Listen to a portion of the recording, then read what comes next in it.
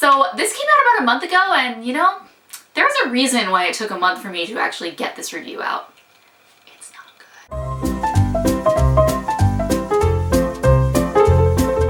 Hey guys, this is Morgan Stradling with the Rotoscopers, and I am here with a DVD review. This is Strange Magic. So some of you might be familiar with Strange Magic and are probably bracing yourselves, and others may not be familiar with it and have no idea what you're about to get into. So get ready. Strange Magic is a film that was produced by Lucasfilm. It was in development at the time when Disney purchased Lucasfilm. We didn't really get an official announcement from Disney until about 2 months before this film's release.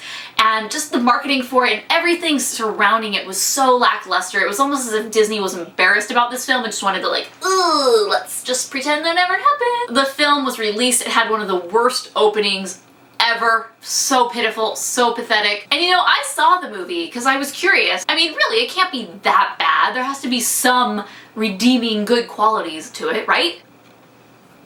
Believe what you hear about this film, you know, and it's just so funny. So I got the DVD to review, and it's just a DVD. No Blu-ray, no digital copy. Disney does not want you to have this in your Disney Movies Anywhere collection. It doesn't want this next to the Tinkerbell series or next to Aladdin or Beauty and the Beast, some amazing classics.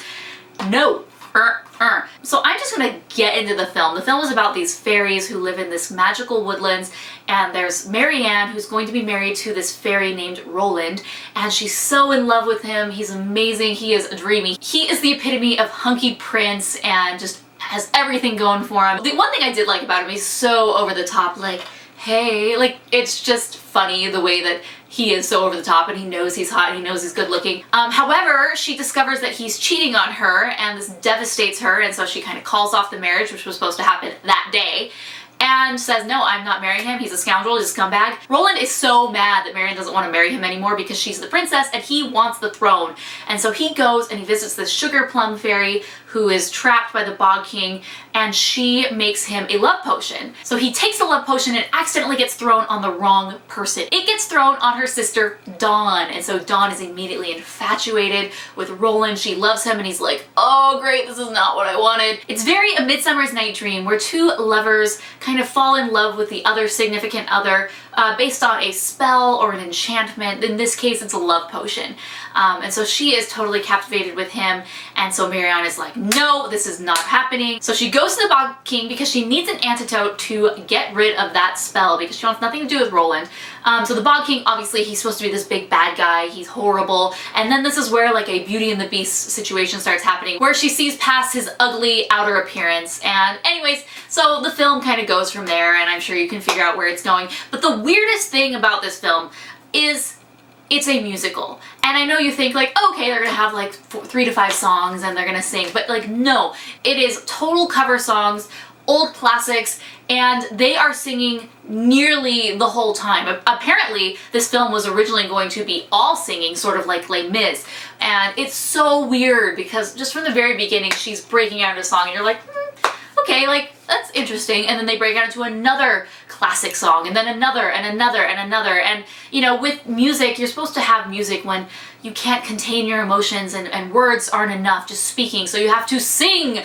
And I didn't feel that. I felt like they just said, hey, it'd be really cool if we use songs like 80% of the film, and so they just found a bunch of songs and worked it in. There are some parts where they just like kind of break off into dance numbers because it's a song. It doesn't work. I was sitting there and I was watching this this time with my nieces and some of my brothers and sisters-in-law, and we just kind of looked at each other and I was like, I'm sorry. I mean, it's really bad. I love animation and I try to find the good in everything, but I left this, you know, in the theaters, and this time, yes, I did watch it a second time, going, ugh.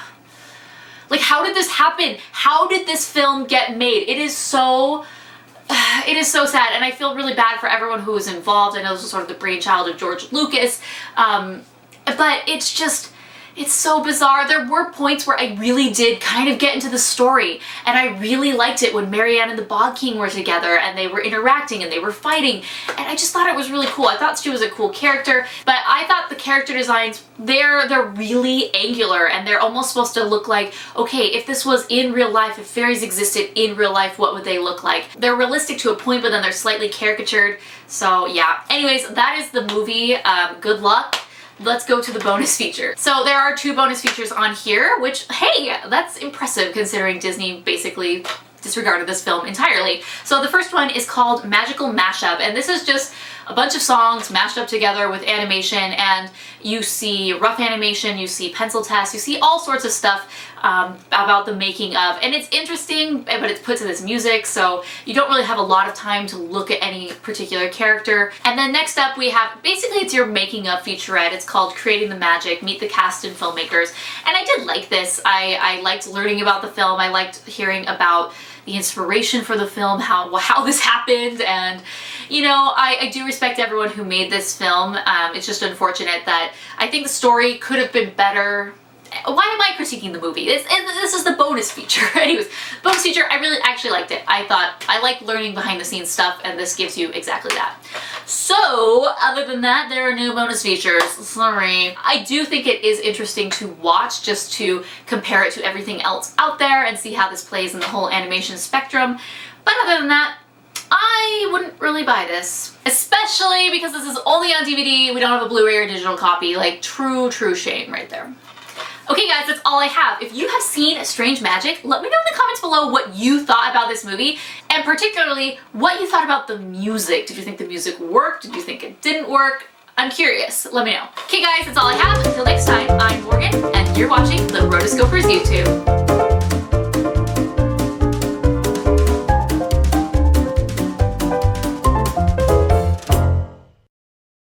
Falling in love with the other significant other. I can't talk. What the heck? See, it's been too long. This is why you don't take breaks from YouTube, because you don't know how to talk.